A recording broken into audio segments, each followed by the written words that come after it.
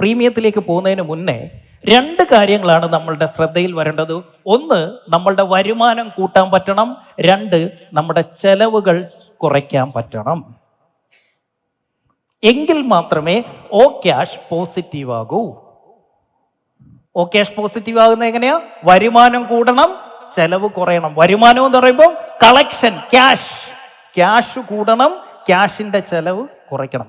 Which means കിട്ടാനുള്ളത് പരമാവധി നേരത്തെ മേടിക്കണം, കൊടുക്കാനുള്ളത് പരമാവധി ചവിട്ടി കൊടുക്കണം. അതാണ് ബിസിനസ്. പ്രശസ്തമായ ഒരു സൂപ്പർ മാർക്കറ്റ്, പേരെന്തുവാന്നൊന്നും ഞാൻ പറയുന്നില്ല, നിങ്ങൾ വേണം ഊഹിച്ചോണം. അവിടെ പ്രൊഡക്റ്റ് വെക്കണമെങ്കിൽ സപ്ലയർ അങ്ങോട്ട് കാശ് കൊടുക്കണം. ആദ്യം ഡിസ്പ്ലേ വെക്കണമെങ്കിൽ തന്നെ കാശ് കൊടുക്കണം. എന്നിട്ട് അവിടെ കൊണ്ടുപോയി നമ്മൾ സാധനം വെക്കുന്നു. വെച്ച് കഴിഞ്ഞിട്ട് നമ്മൾ സപ്ലയറാണ്. വെച്ച് കഴിഞ്ഞിട്ട് അവിടേക്ക് കസ്റ്റമേഴ്സ് വരുന്നു. കസ്റ്റമർ സാധനം മേടിക്കുന്നു, 1 രൂപയുടെ കടമില്ല, അപ്പം തന്നെ പേയ്മെന്റ് കൊടുക്കുന്നു. മുതലാളിയുടെ കയ്യിൽ എല്ലാ ദിവസവും വൈകുന്നേരം ആകുമ്പോൾ മില്യൺസ് അക്കൗണ്ടിലേക്ക് വരുന്നു. കാരണം 250 സൂപ്പർ മാർക്കറ്റ് ഉണ്ട്. എന്നിട്ട് ഈ മില്യൺസ് 120ഉം 180ഉം 365 ദിവസമൊക്കെ കഴിഞ്ഞ് കൊടുത്താൽ മതി. ആർക്ക്? സപ്ലയേഴ്സ്. അത്രയും നാൾ ഈ മില്യൺസ് നമുക്കിട്ട് റോള് ചെയ്യാൻ പറ്റും ഈ മുതലാളിക്ക്.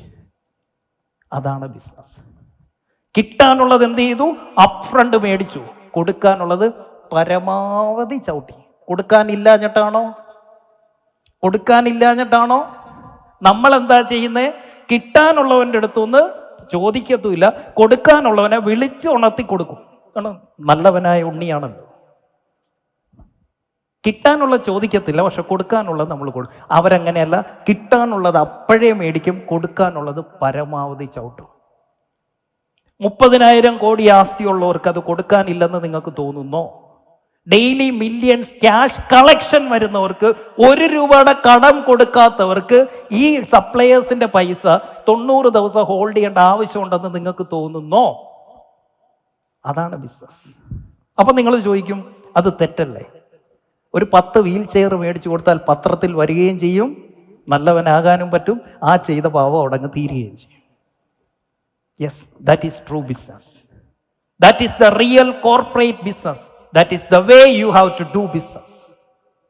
Get paid first എന്നുള്ള strategy. Get paid first. So, നമ്മുടെ ഉത്തരവാദിത്തം ഇൻകം കൂട്ടുക, ചെലവ് ചുരുക്കുക. അപ്പോൾ ഓക്യാസ് നെഗറ്റീവ് ആയവർ എന്ത് ചെയ്യുക? ആവശ്യമില്ലാതെ സ്റ്റോക്ക് ചെയ്യാതിരിക്കുക, ആവശ്യമില്ലാത്ത സ്റ്റാഫിനെ കുറയ്ക്കുക, ആവശ്യമില്ലാത്ത ഓഫീസുകൾ അടച്ചുപൂട്ടുക, ആവശ്യമില്ലാത്ത എല്ലാ സബ്സ്ക്രിപ്ഷനും ഒഴിവാക്കുക, ആവശ്യമില്ലാത്ത എല്ലാ ചെലവും കട്ട് ചെയ്യുക. അതാണ് 1. 2, വരുമാനം കൂട്ടുക. 1, ചെലവ് ചുരുക്കുക.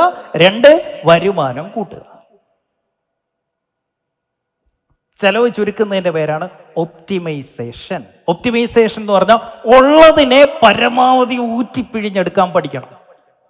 ഉള്ളതിനെ, അതുള്ള സ്റ്റാഫ് ആയിക്കോട്ടെ, നിലവിലുള്ള ഓഫീസ് ആയിക്കോട്ടെ, നിലവിലുള്ള ഇൻഫ്രാസ്ട്രക്ചർ, നിലവിലുള്ള പ്രൊഡക്റ്റ്, കസ്റ്റമർ, മാർക്കറ്റ്, ഇതിനെല്ലാം ഊറ്റിപ്പിഴിഞ്ഞെടുക്കാൻ പഠിക്കണം. അതാണ് ആദ്യം ചെയ്യുന്നത്. അപ്പോഴാണ് നമുക്ക് ആ എക്സ്പെൻസ് കുറയുകയും ലാഭം കൂടുകയും ചെയ്യുന്നത്. ഫാൻസി ബിസിനസ് അല്ല വേണ്ടത്, പ്രോഫിറ്റബിൾ ബിസിനസ്. പ്രോഫിറ്റബിൾ ബിസിനസ് എപ്പോഴും ബോറിംഗ് ആയിരിക്കും. സോ നമ്മുടെ ബിസിനസ് എന്തായിരിക്കണം?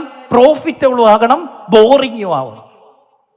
ബിസിനസ് എപ്പോഴും പ്രോഫിറ്റബിളും ബോറിങ്ങും ആയിരിക്കണം. ആർക്കൊക്കെ ഉണ്ട് boring business? Definitely you have profit. Definitely.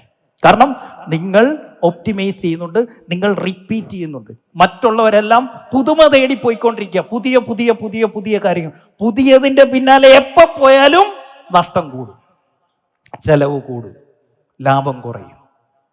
പുതിയതല്ല വേണ്ടത്, മികച്ചത്, മികച്ചത്, മികച്ചത്, മികച്ചത്.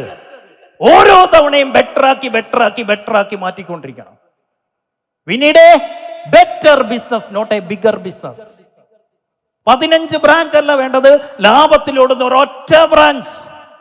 നഷ്ടത്തിലോടുന്ന 15 ബ്രാഞ്ച് വേണ്ട, ലാഭത്തിലോടുന്ന ഒരൊറ്റ ബ്രാഞ്ച് മതി.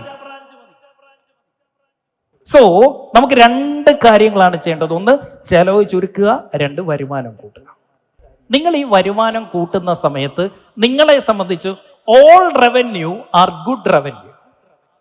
എങ്ങനെയും റവന്യൂ കൂട്ടുക എന്നുള്ളതേ ഉള്ളൂ നിങ്ങളെ സംബന്ധിച്ച്. എങ്ങനെയും വരുമാനം കൂട്ടുക, ഇതാണ് സെയിൽസ് കുറവുള്ളവർ ഇപ്പം ചെയ്യേണ്ടത്. അപ്പൊ നമുക്ക് എന്ത് ചെയ്യും? അതിൽ നിന്ന് വരുമാനം കിട്ടുമ്പോൾ നമ്മളുടെ പ്രശ്നങ്ങൾ കുറച്ചൊക്കെ നമുക്ക് നമ്മുടെ ബിസിനസ്സിനെ പോസിറ്റീവ് ആക്കി എടുക്കാൻ പറ്റും. ഓൾറെഡി ബിസിനസ് ഉണ്ട്, ലാഭം കുറവുള്ളവരൊന്ന് കൈവക്കുകയെ. നിങ്ങൾ ഇനി ചെയ്യേണ്ടത് you have to check quality of your revenue. നിങ്ങളുടെ വരുമാനത്തിന്റെ ക്വാളിറ്റി ചെക്ക് ചെയ്യേണ്ട സമയമായിട്ടുണ്ട്. Check quality of your revenue. എല്ലാ റവന്യൂവും നല്ല റവന്യൂ അല്ല.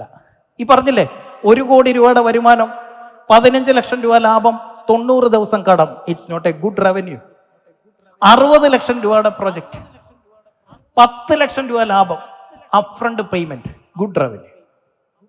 15 ലക്ഷം രൂപയുടെ പ്രൊജക്ട്, 2 ലക്ഷം രൂപ ലാഭം, അഡ്വാൻസ് പേയ്മെന്റ്, ഗുഡ് റവന്യൂ. 5 കോടിയുടെ പ്രൊജക്ട്, 1 കോടി ലാഭം, 150 ദിവസം credit. Quality of revenue check ചെയ്യണം. എല്ലാ വരുമാനവും നല്ല വരുമാനവും അല്ല. You have to check the quality of your revenue.